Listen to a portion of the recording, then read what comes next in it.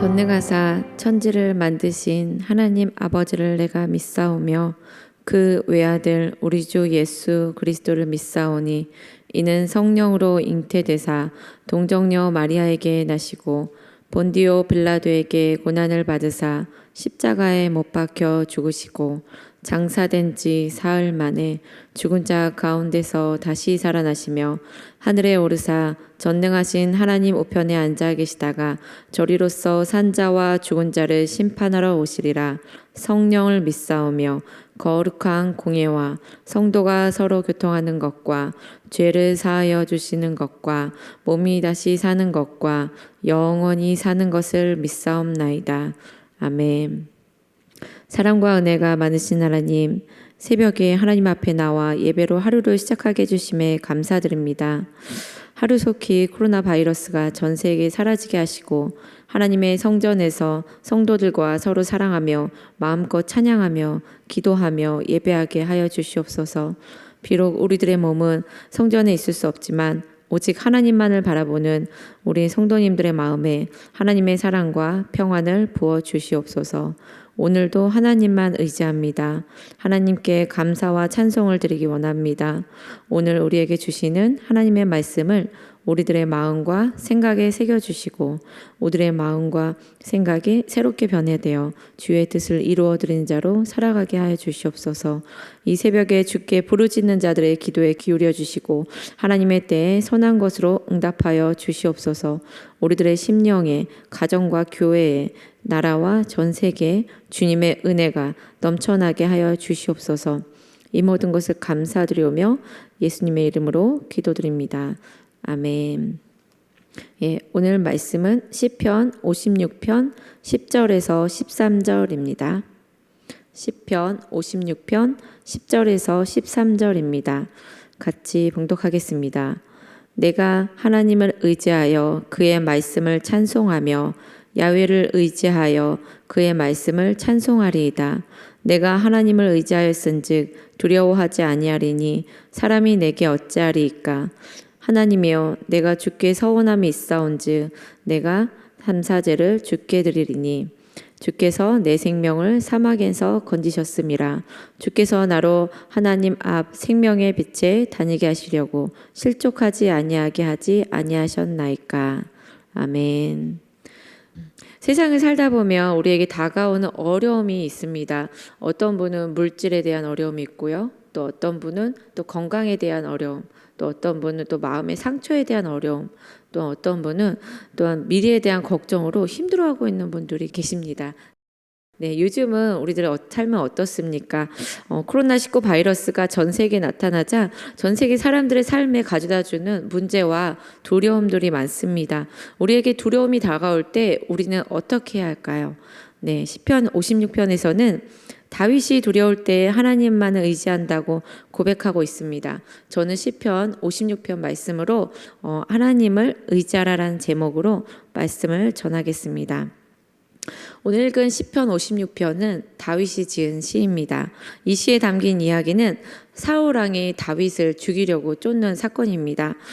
다윗은 사울 왕이 두려워 블레셋 가드로 도망을 가게 되는데요. 그러나 다윗은 가드 왕 아기스의 신하들에게 거기서도 붙잡히게 됩니다. 가드의 이제 아기스의 왕 신하들은 왕에게 다윗에 대해 말하기를 다윗을 이스라엘에서 군사적으로 뛰어난 자라고 설명을 합니다. 다윗은 자신의 생명의 위협을 받을 위기의 상황에 놓이게 되었습니다. 그러자 즉시 그는 자신의 행동을 변하였고요. 또 미친 채 하여서 대문짝에 그을리면서 또 침을 수염에 흘리는 행동을 하게 됩니다. 다윗의 행동을 본 아기스 왕은 그의 신하들에게 호통을 치며 저 미친 자를 내 집에서 보내라고 명령을 합니다. 다윗의 짧은 이야기지만 다윗은 이스라엘 땅에서도 블레셋 땅에서도 생명의 위험을 받아 두려워하고 있는 자신의 마음을 이런 시편 56편에 담았습니다. 이때 다윗의 마음은 어땠을까요? 자신의 고향에서 마음 놓고 살 수도 없는 상황이었고요. 또한 누군가에 쫓기는 상황이었고요. 또한 누군가에 쫓기는 게 힘들어서 또한 다른 나라로 피신하였는데 그곳에서도 쫓기게 되었습니다. 그러자 결국에는 적군에게 잡히게 된 다윗의 심정, 그 사람의 심정은 어떠했을까요?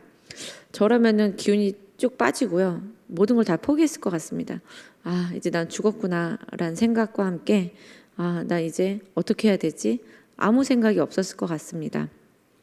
예, 또한 하나님 도와주세요라고 속으로도 기도도 했을 것이고요. 또한 도망갈 생각도 또 잠시 했을 수도 있을 것입니다. 또한 아기스 왕의 신하들이 다윗을 이스라엘의 위대한 군사라고 소개하자 목숨의 위태로움을 더 강하게 느낀 다윗은 자신의 행동을 변화 미친 채를 하였는데요. 이때도 다윗의 마음은 어떠했을까요? 다윗은 이스라엘의 위대한 군사였습니다. 이스라엘 백성들과 가드 왕의 신하들은 다윗에 대해 이렇게 말하고 있습니다. 사울이 죽인 자는 천천히요, 다윗은 만만이로다. 이 이스라엘의 위대한 군사가 적군 앞에서 미친 채를 하는 것은 자존심이 상하는 일이었을 것입니다. 이스라엘의 위대한 군사인 다윗이 사울 왕에게 쫓기고 아기스 왕 앞에 설 때, 그리고 목숨의 위협을 느꼈을 때, 또 다윗은 두려워했습니다. 다윗이 두려워했을 때 다윗은 하나님을 의지하게 됩니다. 시편 56편 1절에서 3절을 우리 같이 읽어보겠습니다.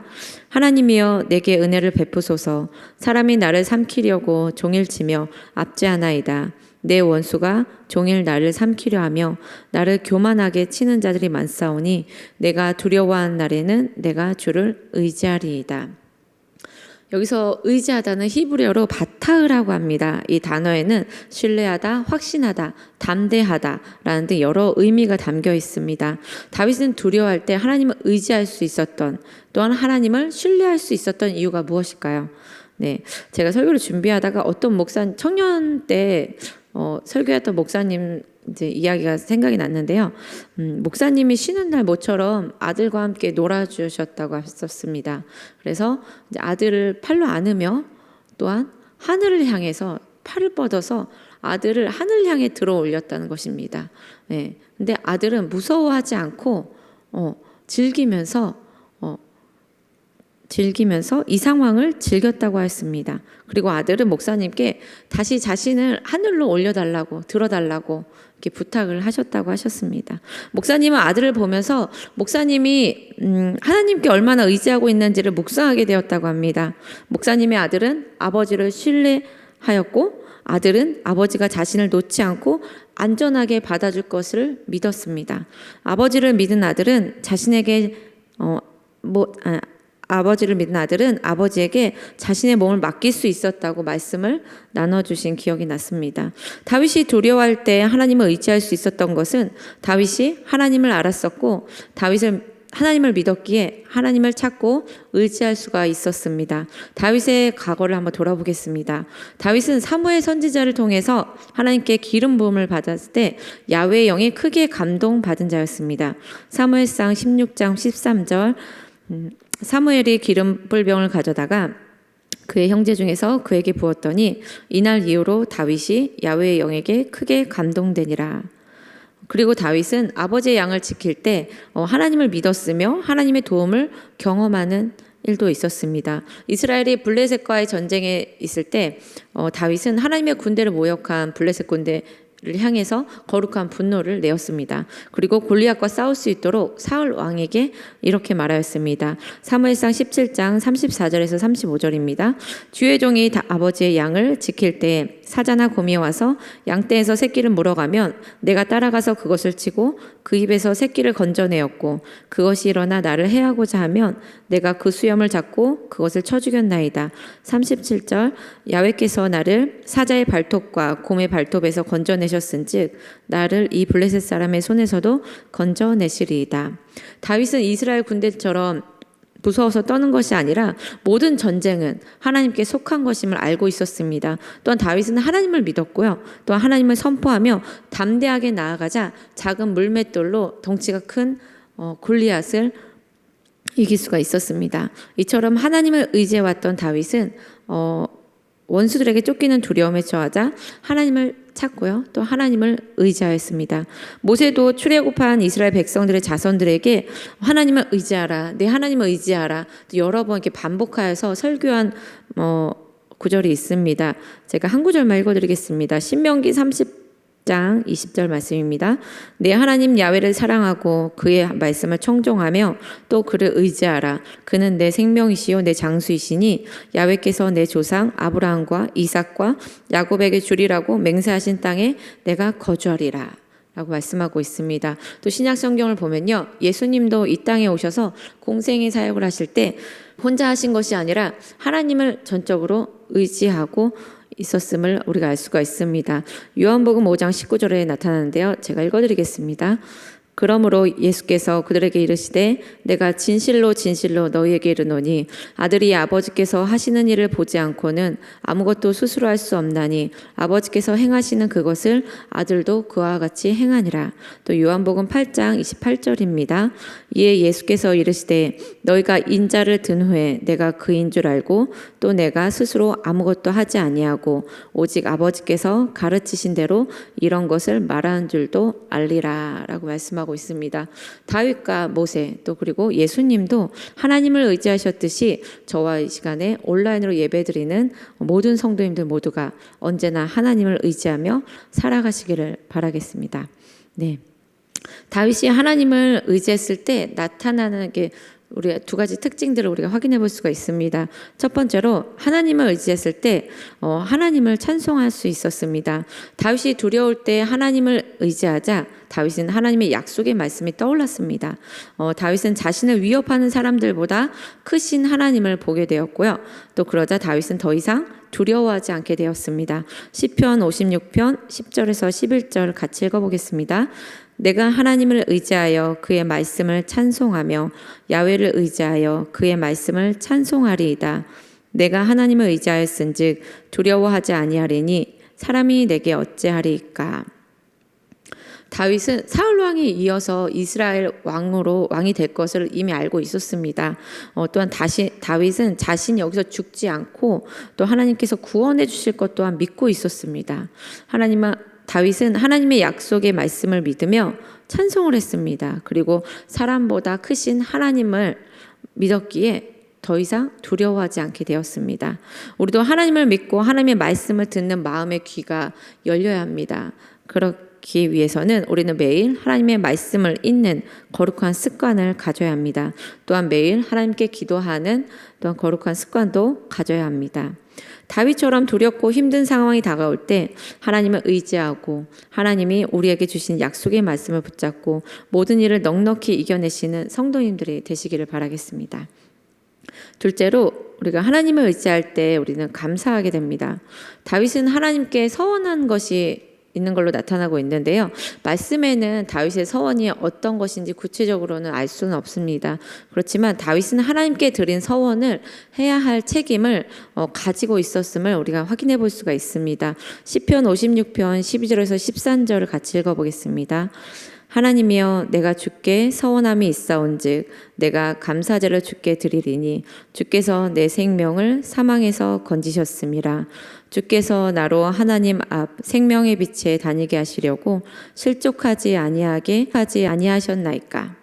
네, 13절에 다윗이 사망에서 구원받은 것을 고백한 것으로 보면요, 다윗은 자신이 구원받았을 때 하나님께 드리는 서원이 있었던 것으로 보여집니다. 다윗은 또 책임감을 가지고 하나님께 서원을 갚으며 감사 제사를 드리는 모습을 우리가 볼 수가 있습니다. 이 감사제는 다윗이 구원받은 것에 대한 하나님께 감사드리는 제사입니다. 여기서 감사제는 히브리어로 토다라고 하는데요. 그 의미로는요, 자복, 숭배, 고백, 찬양, 감사 등의 여러 의미가 담겨 있습니다. 즉 여기서 감사제는요, 감사하는 마음으로 드리는 제사로도 우리가 이해할 수 있지만 또 찬양을 또 의미할 수도 있습니다. 감사와 찬양은 하나님께 우리가 도움을 받았을 때 하나님께 마음에 우러나서 바치는 감정입니다. 네, 사무엘상하 시편을 보면요, 다윗이 하나님께 감사와 찬송을 드리는 모습을 우리가 자주 볼 수 있는데요. 그러므로 하나님이 다윗을 의지하자 다윗은 자신을 도와주신 하나님께 감사와 찬양을 올려드릴 수 있었습니다. 제가 이렇게 말씀을 준비하면서요, 제가 사역을 하면서 하나님께서 귀한 분을 만나게 하셨는데요, 그 집사님의 간증으로 오늘 설교를 마치겠습니다. 그분은 이제 장로교에서 신앙생활을 하셨습니다. 장로교에서 신앙생활을 하시고 이사를 하고 나서 순복음교회에 와서 신앙생활을 하게 되었습니다. 지금은 하나님을 찬양하고 섬기는 봉사를 하고 있는데요. 평범한 삶을 살고 계셨고, 또한 이제 아들과 딸 두 자녀를 키우고 계신 집사님이셨습니다. 제가 만날 때 그 자녀들은 대학생이었습니다. 두 자녀는 공부를 아주 잘했다고 합니다. 특히 큰아들은 전교에서 1, 2등을 할 정도로 공부를 잘했다고 하셨습니다. 서울에 있는 상위권 대학을 목표로 수능을 준비하였습니다. 그런데 고등학교 3학년이 되자 갑자기 난독증이 찾아왔습니다. 그래서 난독증이란 책을 읽는데 글을 읽고 이해하는데 어려움이 있는 증세를 말합니다. 그때 그 아들에게 난독증이 옴으로 말미암아 가족 모두가 절망에 빠졌다고 합니다. 기대했던 아들에게 이러한 병이 온 것이 자신의 죄 때문이라는 죄책감으로도 힘들어하셨고요. 또 아들의 앞길이 막힌 것 같아서 또 많이 좌절하고 힘들어하셨다고 하셨습니다. 그때부터 집사님은 열심히 신앙생활 하시는 어머님을 따라서 하나님을 의지하기 시작하였고 매일 하나님께 매달려 기도하셨다고 하셨습니다. 또 아들이 수능 시험을 볼 수 없게 되자 1년을 재수하게 되었습니다. 그래서 1년 후에는 이제 수능 시험을 봤는데요. 서울에 있는 대학에 1차로는 합격을 하였습니다. 그러나 아들은 2차 시험을 안 보겠다고 이렇게 때를 썼습니다.